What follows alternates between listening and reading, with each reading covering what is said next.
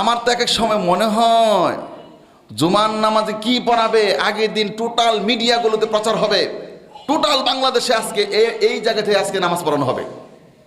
প্রতিটি মসজিদ থেকে কোরআনের বাছাই করা জায়গাগুলি যদি জুমার দিন পড়ানো হতো, আগে শিখানো দেওয়া হতো, সব মুসল্লিদেরকে আগেই দেওয়া হতো, তুমি নামাজ যাচ্ছ, তোমার আজকে এটা পড়া দেওয়া হচ্ছে, আজকে এটা হারামের তালিকা দিবে, নাও পড়ে নাও।